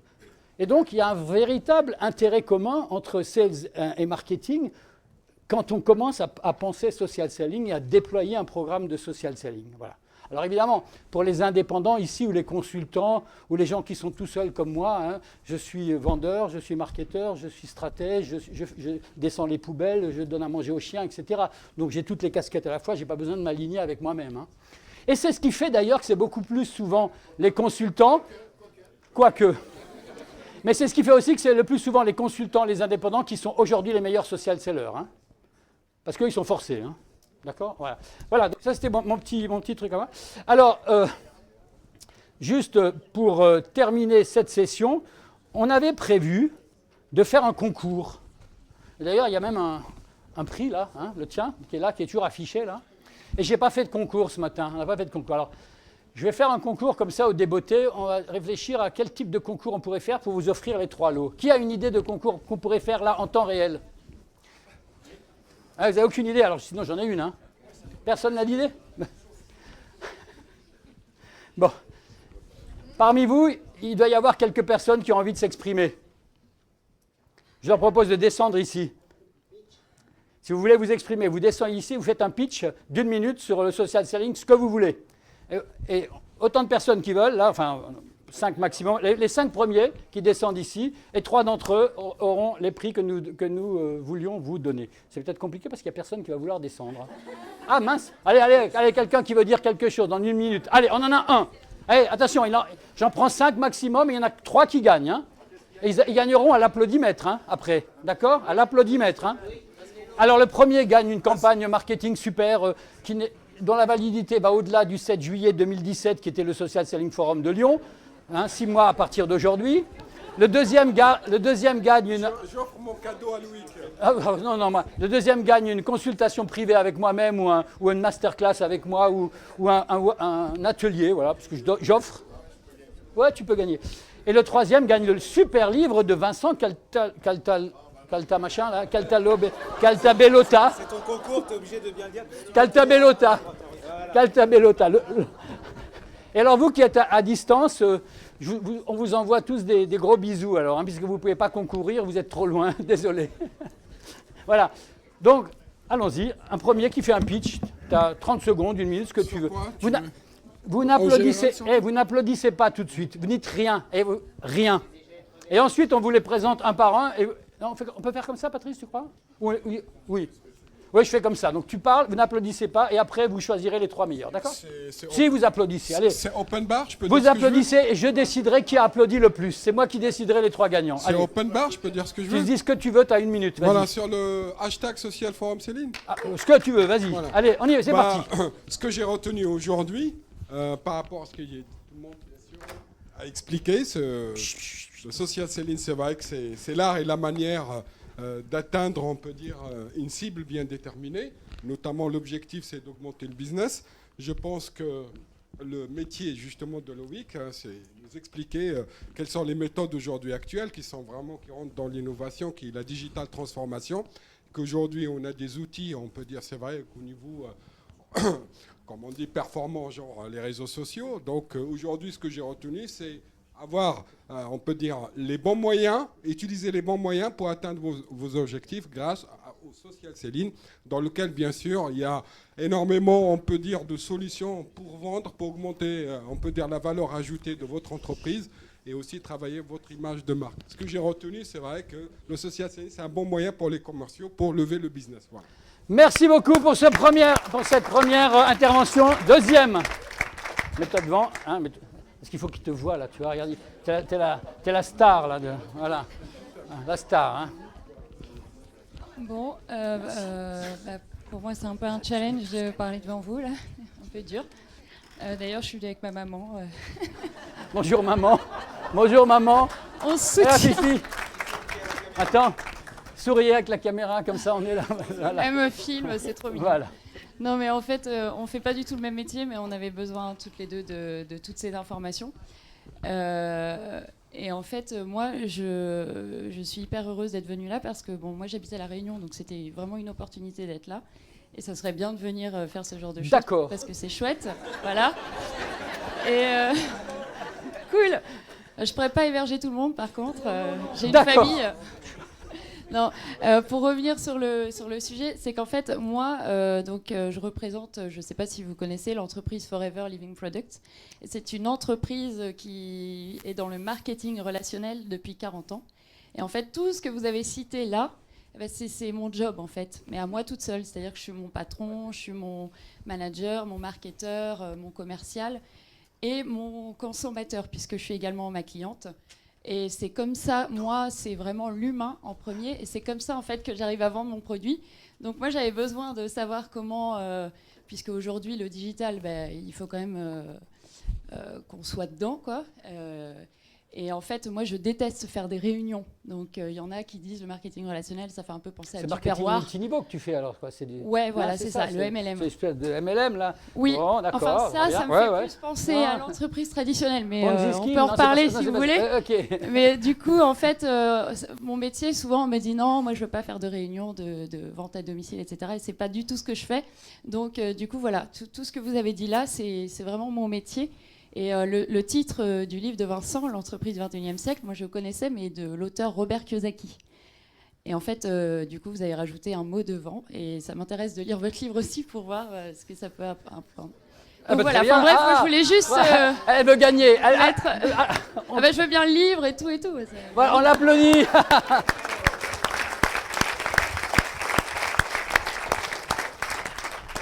Troisième. Bonjour à tous. Aujourd'hui, on a entendu beaucoup de théories. Mais un peu plus bas le micro, un tout petit peu plus bas. Ouais. Alors aujourd'hui, j'ai une voix qui porte déjà naturellement, mais. Si. Donc aujourd'hui, on a entendu beaucoup de théories. Si je souhaitais être devant vous aujourd'hui, c'était pour le remettre un petit peu sur un cas concret. Je voulais vous partager mon expérience. J'ai fait 1 an de mise en relation pour des cabinets de comptables et de conseillers en gestion de patrimoine. Donc j'étais vraiment dans la vente B2B et derrière dans la prise de rendez-vous qualifiés. Donc j'ai fait la méthode traditionnelle de phoning, 8 heures par jour pendant 1 an.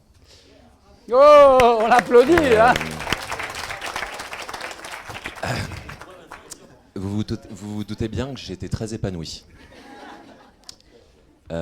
C'est là où on comprend vraiment que l'argent ne fait pas le bonheur. Et au mois de septembre, je suis parti, au mois d'août, je suis parti 3 semaines en vacances. Et au moment de revenir, je me suis dit, mais je ne veux pas rentrer. Et c'est là où j'ai compris, j'étais sur l'autoroute du burn-out. Alors j'ai fait une légère reconversion à partir du mois de septembre, toujours dans le domaine de l'immobilier et également dans le domaine des drones. Et là, je me suis vraiment investi sur LinkedIn et sur Instagram. Et au final, au-delà des objectifs quantitatifs, parce qu'aujourd'hui on est beaucoup dans le résultat, on parle souvent de ces systèmes qui ont tendance à brimer les personnalités et l'expression de chacun pour avoir le résultat quantitatif.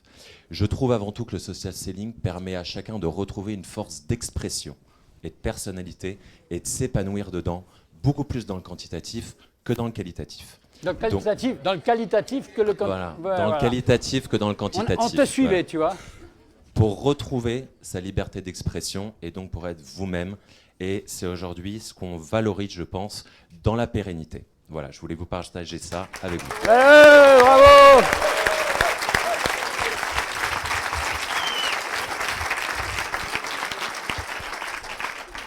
Quatrième. Bonjour. Bonjour, je m'appelle Marie, je travaille dans la communication des entreprises du côté de Vannes. Et un truc qui me fait beaucoup de bien aujourd'hui, je ne suis pas du tout à la base fan des réseaux sociaux et compagnie. C'est à l'arrivée de ma première collègue que je m'y suis mise un peu malgré moi. Parle à eux. Elle nous a fait une page Facebook, je me suis dit, bon voilà, le profil LinkedIn. J'ai eu la chance de faire la clinique tout à l'heure avec Patrice. Ça m'a bien boosté concernant le fait de s'y mettre. Et le truc qui me fait le plus plaisir, je crois, aujourd'hui, c'est d'entendre des gens, et autant de gens qui... Alors, je suis désolée, qui arrêtent de parler de chasse aux clients, et qui parlent de bienveillance, et qui parlent d'échange, et qui parlent de partage. Et d'amour des clients. Ouais, d'amour des clients, mais ça, nous, on le pratique au quotidien depuis la création de l'entreprise il y a 7 ans. Parce que c'est mon caractère de partager, d'échanger. Il y a même des gens qui viennent où je leur dis gentiment que bon, c'est pas moi qui vais pouvoir leur fournir ce qu'ils ont besoin d'avoir. Ils repartent même limite avec du travail. Et puis bon, donc du coup, ça floute un petit peu les lignes entre le rôle qu'on attend d'une agence de communication, c'est-à-dire quelqu'un qui arrive en nous demandant un flyer, c'est pas forcément ça qui va le servir. Quelqu'un qui va nous demander un profil LinkedIn, c'est pas forcément ça qui va le servir. C'est tout ce qu'on met derrière. C'est en tant qu'humain, comment est-ce qu'on travaille, comment est-ce qu'on collabore avec les clients. Faut pas oublier que la communication, c'est un contenu, mais c'est surtout une relation. Et c'est ça qui est appuyé par le social selling aujourd'hui. Et je trouve que vraiment, je suis contente de voir que le commercial a l'air, pour moi, avec ma sensibilité, de revenir vers des valeurs humaines où on arrête de parler de cibles, on a l'impression d'être des chasseurs et où on repart dans l'échange et dans la bienveillance. Et donc, rien que pour ça, c'était cool d'être là pour voir que la vie est partagée, quoi. Et c'est pas fini, il y a encore des ateliers. Merci beaucoup.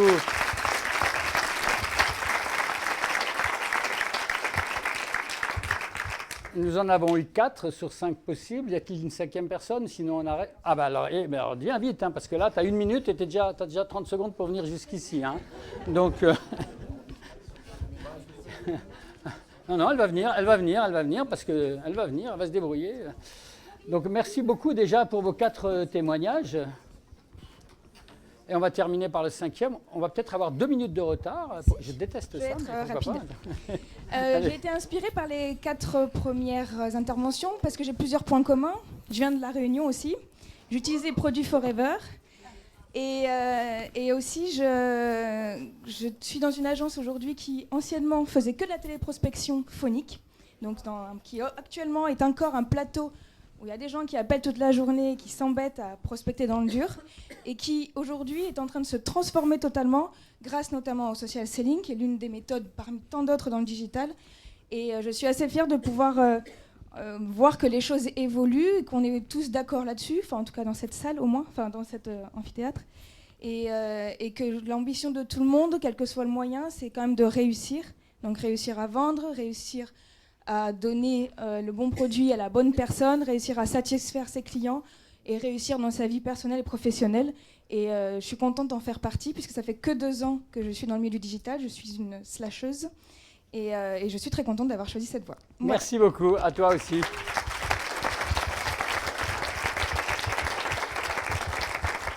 Bon, allez, on revient à l'applaudimètre. Premier, à l'applaudimètre. 1. C'est l'amour, la passion. 2e. 3e. 4e. 5e. Bon, eh bien, écoute, tu as gagné. Toi, tu es la 2e. Et je voudrais et vous aurez d'ailleurs tous les 3 un lot, vous allez voir, on va vous donner quelque chose. Non mais bon, alors tu peux choisir ton lot, donc tu as soit une campagne de marketing, hein, la masse, là, tout ça, hein, soit une masterclass avec moi, voilà, ou un atelier de social selling d'1h30 ou 3 heures avec moi, voilà. Tu vois, bon, c'est pas terrible ça, hein, c'est pas terrible en général. Ou alors le super livre de notre ami Vincent. Voilà, tu choisis. Ah, il est malin. Bon, alors vas-y. Et la photo, là, hop, photo. La campagne, il a gagné, c'est le premier prix. Voilà, photo, premier prix, gagné. Et surtout pour être sûr que Serge lui offre vraiment la campagne, parce que sinon, il faut qu'il soit en photo. Non, je rigole. On va pas Serge. Deuxième prix, donc. Tu as gagné le 2e prix, donc tu as le choix entre les deux. Donc, c'est pas toi qui voulais le livre, donc tu veux quoi alors? Qu'est-ce que tu veux? Le livre et moi. Je crois que ça me servirait de travailler un peu avec vous. Eh bien voilà, merci. Oh ben, elle est gentille, hein, parce que franchement, il fallait bien qu'il y en ait une qui dise oui. Merci. Voilà. Et puis, c'est toi qui voulais le livre. Eh ben, tu vas avoir le livre. Voilà, tu vas être ma 3e, tu vas avoir le livre. Je te l'offre, effectivement. Et vous deux, si vous voulez, je vous offre également 1 heure ou 2 heures de consultation privée. D'accord? Voilà. Loïc Simon, je m'appelle. Est-ce qu'il serait possible de remercier tout le monde pour le... J'aurais souhaité tous vous remercier pour votre présence et vos témoignages parce que c'est très inspirant, c'est ce qui permet de trouver de la persévérance. Et tout à l'heure, vous parliez du why, du pourquoi, et ça permet de le retrouver au travers de vos conseils et de votre expérience. Donc merci à vous tous. Ouais, t'as déjà gagné.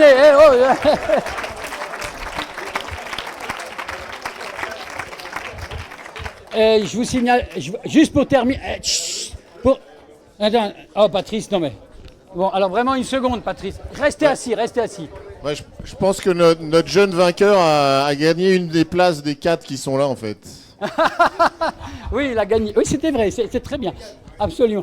Je vous signale que les prochains Social Selling Forum, c'est à Alger, c'est à Clermont-Ferrand, c'est à Aix-Marseille le 23 mars. Si vous voulez parler de tout cela sur les réseaux sociaux, ne vous gênez pas, hein, d'accord? Ça permettra à d'autres de venir aussi dans ces endroits. Alors, il vous reste... Et on termine, j'ai déjà 1 minute et demie de retard. vous avez un atelier parmi 5, plus 2 cliniques qui sont encore à votre disposition. Patrice continue sur la clinique Personal Branding, etc. Antoine sur la clinique LinkedIn. Et vous avez toujours les 5 mêmes ateliers que ce matin. Donc je ne vais pas vous rappeler les objectifs, mais vous les relisez, ne vous trompez pas d'atelier, n'est-ce pas? Voilà. Vous avez donc 25 minutes pour aller jusqu'à votre salle d'atelier. L'atelier outils, il est ici, hein, l'atelier outils. Hein, regardez, vous avez les noms des salles, etc. Hein, voilà. Ah, bien. Je vous dis au revoir, je vous verrai plus, on ne se verra plus. Au revoir, à bientôt, au revoir tout le monde. Et peut-être...